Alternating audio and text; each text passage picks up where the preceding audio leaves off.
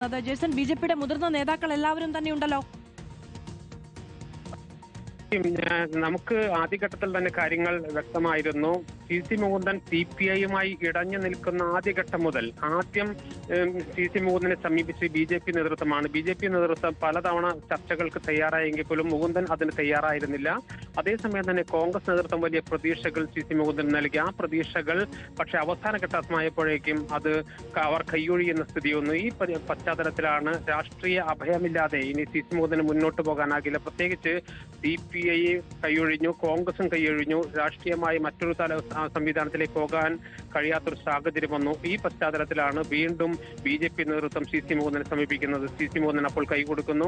നിരവധി ഗുരുതരമായ ആരോപണങ്ങൾ CPI നേതൃത്വത്തിനും നിലവിലുള്ള MLA സ്ഥാനാർത്ഥിയായ ഗീതാ ഗോപിക്കുമെതിരെ ഉന്നയിച്ചുകൊണ്ടാണ് സി മുകുന്ദൻ പാർട്ടിയിൽ നിന്ന് പുറത്തേക്ക് വരുന്നത്. കഴിഞ്ഞ കുറെ കാലങ്ങളായി സി മുകുന്ദനും ഈ CPI നേതൃത്വവും തമ്മിൽ വലിയ രീതിയിലുള്ള ഏറ്റുമുട്ടലുകൾ ഉണ്ടായിരുന്നു. ജില്ലാ സമ്മേളനത്തിൽ നിന്ന് ഇറങ്ങിപ്പോകുന്ന സ്ഥിതി ഉണ്ടായിരുന്നു സി മുകുന്ദൻ. പിന്നീട് CPI-യുടെ സംസ്ഥാന സെക്രട്ടറി ബിനോയ് വിശ്വം നേരിട്ട് ഇടപെട്ട് പ്രശ്നങ്ങൾക്ക് താൽക്കാലികമായി പരിഹാരമുണ്ടാക്കിയെങ്കിൽ പോലും സ്ഥാനാർത്ഥിത്വം നിഷേധിച്ചതോടുകൂടി വലിയ പൊട്ടിത്തെറിയിലേക്ക് കാര്യങ്ങളെത്തി. സി മുകുന്ദനെ സ്ഥാനാർത്ഥിയാക്കണമെന്ന നിലപാട് തന്നെയായിരുന്നു സംസ്ഥാന നേതൃത്വത്തിന് ആദ്യഘട്ടം മുതൽ ഉണ്ടായിരുന്നത്. അവസാന ഘട്ടം വരെ അത് തന്നെയായിരുന്നു. പക്ഷേ നാട്ടിക നിയമസഭാ മണ്ഡലം ഉൾപ്പെടുന്ന നാട്ടിക, ചേർപ്പ് CPI-യുടെ മണ്ഡലം കമ്മിറ്റികൾ ശക്തമായ എതിർപ്പുമായി രംഗത്ത് വന്നു. സി മുകുന്ദനെ സ്ഥാനാർത്ഥിയാക്കിയാൽ അത് വലിയ രീതിയിൽ പൊട്ടിത്തെറിക്ക് ഇടയാക്കുമെന്ന് തിരിച്ചറിഞ്ഞ സംസ്ഥാന നേതൃത്വം അതേസമയം തന്നെ സി മുകുന്ദനെ ഒഴിവാക്കിക്കൊണ്ട് മുൻ MLA ആയ ഗീതാ ഗോപിയെ വീണ്ടും സ്ഥാനാർത്ഥിയായി കൊണ്ടുവരികയായിരുന്നു. ഇതോടുകൂടി സി മുകുന്ദൻ പാർട്ടിക്കെതിരെ ഗുരുതരമായ ആരോപണങ്ങൾ കൊണ്ടുവന്നു. പേയ്മെന്റ് സീറ്റ് എന്ന ആരോപണങ്ങൾ കൊണ്ടുവന്നു.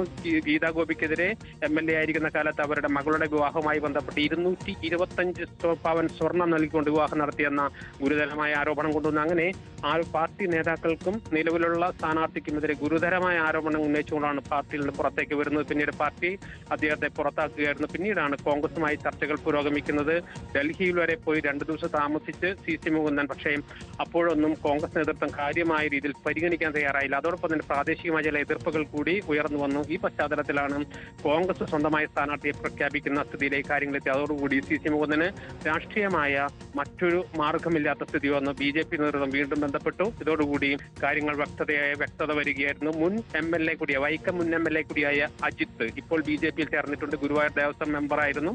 ഈ 2 ദിവസമായി കെ അജിത്ത് എന്ന മുൻ CPI-യുടെ MLA വൈക്കം MLA 2 ദിവസമായി നാട്ടികയിലും തൃശ്ശൂരിലും എത്തിയിരുന്നു.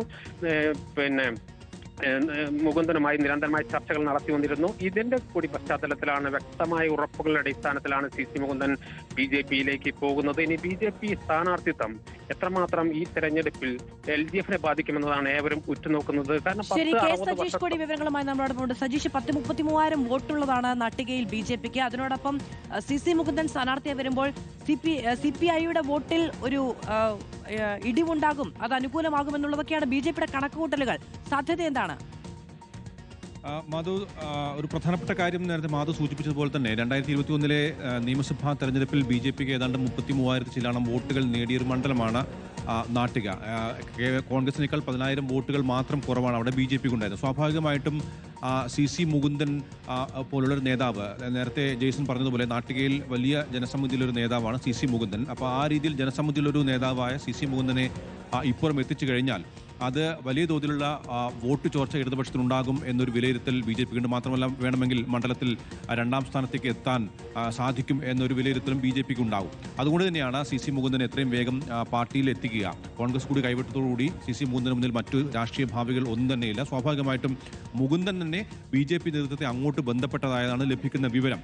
കോൺഗ്രസ് കൈവിട്ടതിന് പിന്നാലെ മുകുന്ദൻ BJP നേതാക്കളുമായി ബന്ധപ്പെട്ടു. അതിന് കെ അജിത്ത്, അതായത് CPI-യുടെ മുൻ MLA വൈക്കം MLA-യും ഇപ്പോൾ BJP-യിൽ ചേർന്ന കെ അജിത്ത് അടക്കമുള്ള ആളുകൾ അതിന് ചരടുവലികൾ നടത്തുകയും ചെയ്തിട്ടുണ്ട്. ഏതായാലും സി മുകുന്ദനെ തങ്ങൾക്കൊപ്പം എത്തിച്ചു കഴിഞ്ഞാൽ നാട്ടികയിൽ വലിയ മുന്നേറ്റം ഉണ്ടാക്കാൻ കഴിയും എന്ന് BJP നേതൃത്വത്തിന് വിലയിരുത്തലുണ്ട്. കഴിഞ്ഞ തവണത്തെ തെരഞ്ഞെടുപ്പിൽ ഏതാണ്ട് 72,000-ഓളം 47% വോട്ട് നാട്ടികയിൽ സി മുകുന്ദൻ നേടിയിട്ടുണ്ട്.